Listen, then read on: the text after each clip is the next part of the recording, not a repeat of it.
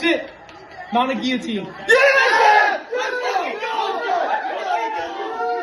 Keep going. Round 4, as I said. Holy Round shit, 4. Welcome back to the channel. Lots of good shit happened this past weekend. Now, unfortunately, we did not hit the cycle parlay from last week. However, that heavyweight fight was unbelievable, bro. I swear to you, when Big Mick Parkin was in full mount in round 2 on top of Marcin Tybura, throwing fucking pillow fist hands at this dude's face, I knew that was our opportunity. And then right when that fight went the distance, I said to myself, we're about to hit the next 2 legs. I was so confident. I knew that was our chance. To think a weekend where I hit for 90 grand plus, which we'll get into that in a minute, could have been a $290,000 weekend, makes me sick. Don't tell me I'm greedy. I'm just telling you guys the truth. It's a big, big difference. However, we move on to the next week. We have a ton of shit to go over. We got a cycle parlay, 3.3 thousand to win 300 grand this week. And then we also have an absolute crazy long shot, 3.5K to win $1 million cash. Bet with caution if you're going to tail that one. If you guys are new to the channel, like and subscribe right now, and I appreciate your guys' support. Let's get into it. This past weekend, the big parlays we hit was 4K to win 40K. We had Nathaniel Wood money line. We had the under 2.5 rounds in the Chris Duncan versus Vucenic fight. And then the last leg, which was not a sweat at all, we had the under 2.5 rounds in the Molly McCann fight versus Alexia. That hit in the first round. Alexia got her back. Like I told you guys, like I predicted, she would win by submission. 4K hit for 40K. We hit that one. We also hit 2K to win 9K on Alexia by submission. And last but not least, I'm going to tell you guys the story before we move on here. I had those 2 tickets in my hand, right? I'm at the Hard Rock on a bender. I bring those 2 tickets to the counter, 49K in cash, right? The guy at the counter is like, bro, do you want all 49K cash or do you want to put some bets in? And right when he said that to me, I'm like, you know what? 49 is kind of an ugly number. Give me 40 cash and give me 9K on Sean Brady by submission. That smacks in round 4. And I gave you guys round 4 finish at 26 to 1. If you're not in the Telegram right now, you're crazy. It's completely free. I'm going to put the link in the description of this episode. So go click on it after you watch the video and join for free. Before we start, I have $10,000 cash right here, boys, okay? I'm going to show the camera. $10,000 cash. If you want to win $10,000 cash, here's what you have to do. Hit the like button and hit the subscribe button. And if either of these 2 parlays hit for this weekend, I'm going to probably pick somewhere between 2 and 4 subscribers to split that 10K in cash, okay? The cycle parlay is 3 legs. As always, if you're not familiar with what the cycle is from baseball. A batter to get a single, a double, a triple, a home run. It means you get every option, right? I made the cycle parlay in MMA. I said a fighter to win by decision, knockout, submission, all 3 possible outcomes, right? A DQ is the same as a KO as far as scoring. The first leg, don't hate me, boys, but we are going to women's MMA, okay? Lupi Godinez versus Julia Palastri. The Brazilian Julia Palastri versus the Mexican in Mexico. I'm fading Mexico in this fight, guys, and I'm taking Julia Palastri by decision. Why am I doing that? Let's get into it. Julia Palastri, coming off of a split decision win. She is 6-4 when fights go the distance. She's very durable. Never been knocked out. Never been submitted. Lupi Godinez on the other side. Never been knocked out. Never been submitted. I think we're getting the more skilled fighter in the striking who looks to be in incredible shape up against Lupi Godinez, who's dropped 2 in a row and is on the wrong downward trajectory here. And I think she's going to lose again. I really do. I think this is going to be a split decision or a 29-28 to Julia here. Give me the underdog by decision at plus 250. That's a phenomenal number. That's leg 1 of the cycle. For the second leg, we're going to the Kevin Borjas versus Lazy Boy fight, Renato Rodriguez. Guys, it's important when you look at these fights to actually watch the tape. Don't go in Tapology. Don't go on the UFC website and just look at what the result of fights were, because it never tells the whole story. Renato Rodriguez is a savage, bro. But is he really that skilled? I don't think he is.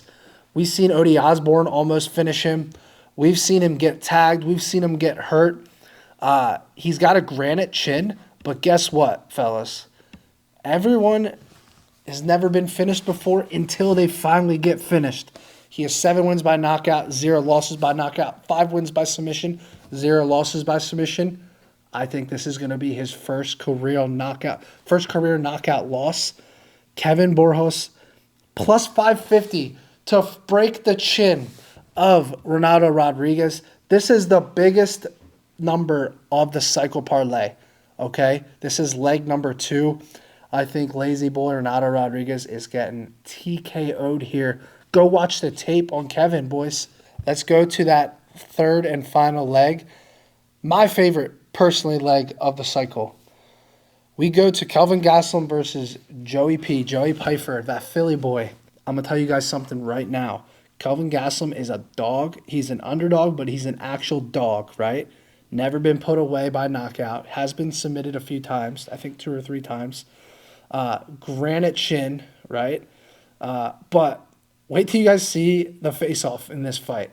Kelvin Gastelum is a little bit overweight and not truly properly sized, whereas Joey Pfeiffer is a fucking light heavyweight. If that guy stands next to Poatan, I think this guy has a chance to beat Poatan with his grappling. I think he would beat Alex Pereira. I know that sounds crazy, but Joe Pfeiffer is very well-rounded. Trains with Sean Brady and all these great guys in Philly. Elite grappling, great takedowns, powerful striking. Here's what I tell you guys all the time, right? What do we like in the decision legs?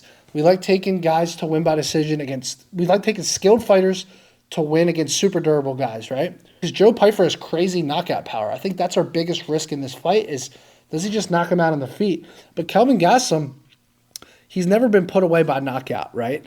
Joe Pfeiffer is going to be massive standing next to him. He's going to have the better takedowns, the better jiu-jitsu, the better top pressure. He's going to get takedowns, get this to the ground. I think he locks in an arm triangle here.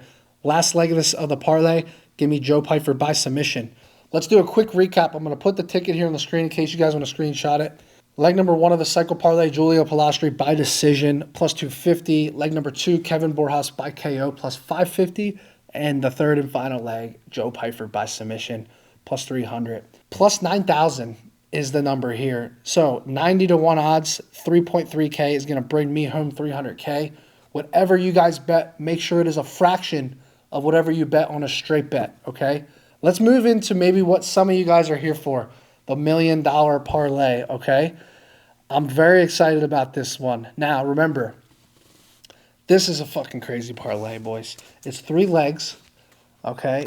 I bet $3,500 on it to win $1 million. I won some money playing blackjack today, so I'm free rolling this bet. But please, please, please do not go crazy on this bet, boys. One of the legs are 17-1 alone on one leg. The other 2 are plus 325 and plus 260. So let's get into it. This is a 282-1 parlay. Leg number 1 at 5:40 p.m. we are going to Jose Medina versus what I call the middleweight Francis Ngannou. Ateba Gautier. Hopefully I pronounced that right. Gautier, 6-1 record. Guys, go look at him. I'm going to put a picture up right here of him on his Tapology. The dude looks like a shredded mini Francis Ngannou. His nickname is the Silent Assassin, okay? There is a significant chance he beats the brakes off of Jose Medina, whether it's a knockout or a 30-26 decision, right? Here's my angle, though. If we're going to win $1 million parlay, we have to take some extreme chances, okay? This fight's in Mexico at altitude, and what is Jose Medina known for? What is he known for? He's known for being a very average to below average fighter with an insane chin, okay? This fight is in altitude. If he is able to weather a storm and get this guy to throw 1,000,000 punches and put crazy power into them and weather the storm, and this guy fatigues, I could see a world where Medina is able to get a round 2 or 3 submission here. He has 2 wins by submission in his career. I don't think this guy has any sort of grappling. He is just very powerful striking. If he gets tired, look for Jose to get through round 1 and get this fight to the ground eventually where he's able to get his back. Again, this is crazy, but we got to be crazy to hit $1 million parlay. Leg number 1, Jose Medina by submission, plus 1750. We move on to leg 2. We are going to Raul Rosas Jr. versus Vince Morales, okay?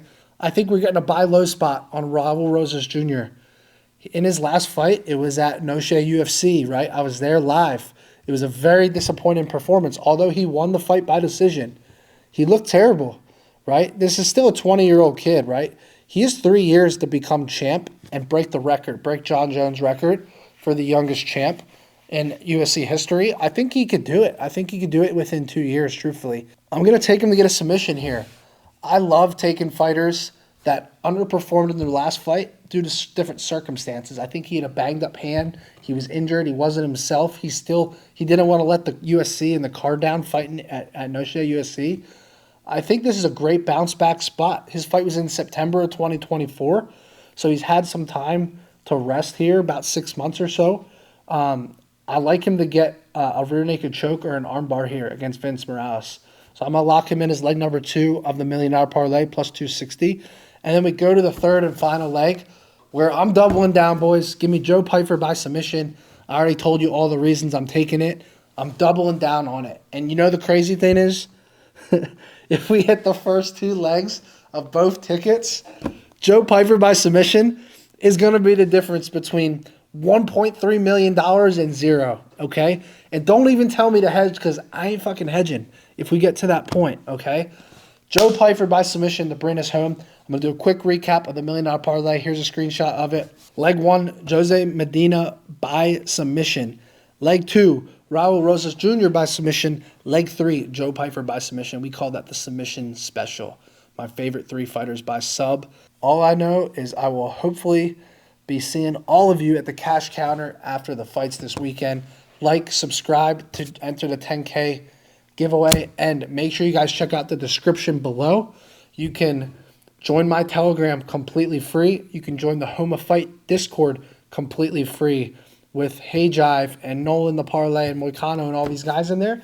And last but not least, if you guys want the most consistent straight bets in UFC, it's my guy Hey Jive Picks. I'm going to put that link in the description as well.